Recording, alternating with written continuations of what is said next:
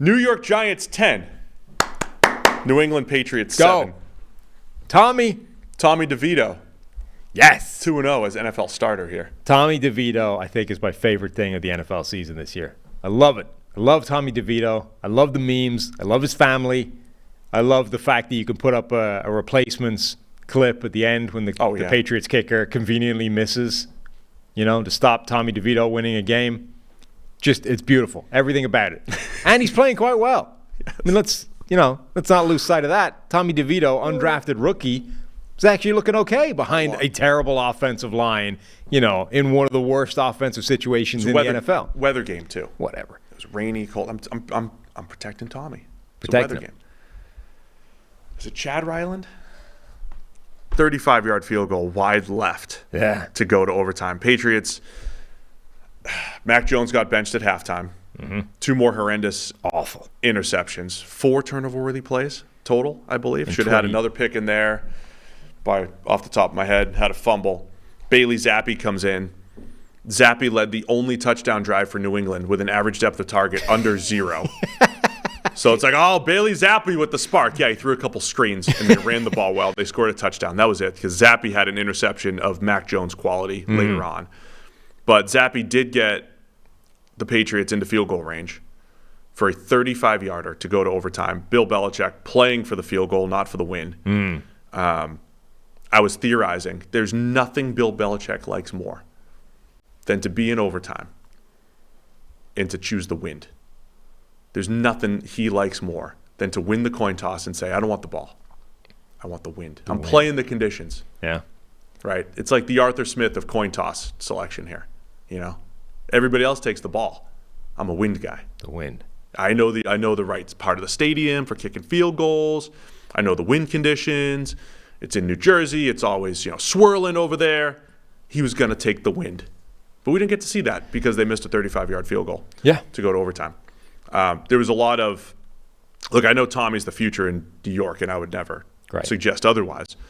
But some people were thinking there might be some QB implications in the draft on this game and everything. Like the Giants could be in position where, not me, mind you, that maybe they were going to draft a quarterback. This is Tommy's team. It's Tommy's team in New York. But for New England, they're now in line for the number 2 overall pick, sitting here at 2-9 behind only the Carolina Panthers in the draft pecking order. And of course, the Panthers don't actually own their pick. It's the Bears. Yeah. So the Caleb Williams, Drake May thing, very much alive in New England. And Tommy DeVito, very much alive in New York. Yeah.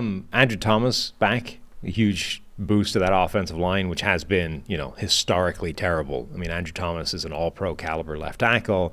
At the very minimum, you're upgrading one spot from being a catastrophe to being an all-pro caliber level. Like, it's only going to make so much impact on the offensive line, but it does make an impact at probably the most important position for the quarterback. Like, as much as, you rail against the left tackle, right tackle thing, there's something to the fact that most of the time that's going to be where he's not looking. You don't really want a guy that's a turnstile at that spot, giving up pressure every single play. So Thomas being back makes a difference to that offensive line. But seriously, let's give Tommy some credit. That guy's played pretty well for 2 straight games in what is still a terrible situation. Nobody is expecting him to do anything.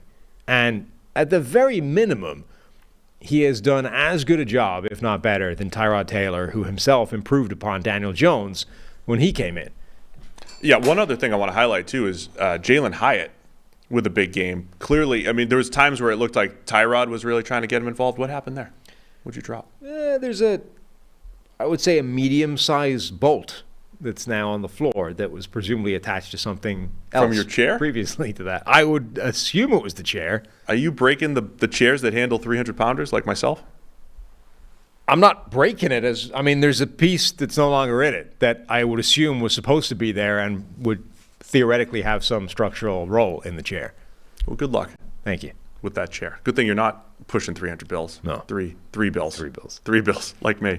Anyway, I was trying to highlight the fact that Jalen Hyatt having the Christian Watson late season breakout here as the deep threat, coming good. 5 catches for 109 yards, including, an absolute dime from Tommy on 3rd and 16 in the third quarter. Just dropped it in there for Hyatt. But it looked like, remember those points in Tyrod's little run there where it looked like they were trying to get Jalen Hyatt involved down the field because Daniel Jones wasn't.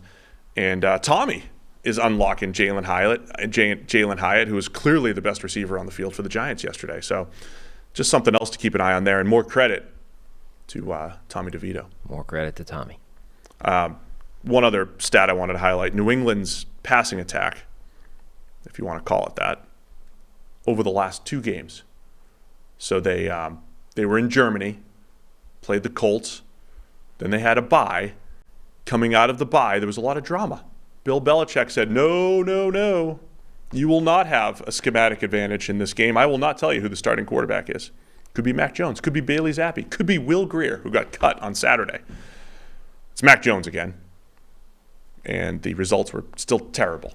But the Patriots' passing game is averaging minus 0.4 EPA per play over the last 2 weeks, meaning every single time they drop back, they're almost giving the defense a half point every single time they drop back over the last 2 games, which is bad. Yeah. I mean, Mac Jones is a broken shell of a human being at this point and can't see the field again. I mean, I tweeted that he's dad bod Zach Wilson. It's worse. I mean, he's horrendous. He's not even vaguely functional as an NFL quarterback. He wouldn't be playing if it wasn't for the fact that his backups, are Bailey Zappi or a guy that might not even be a quarterback.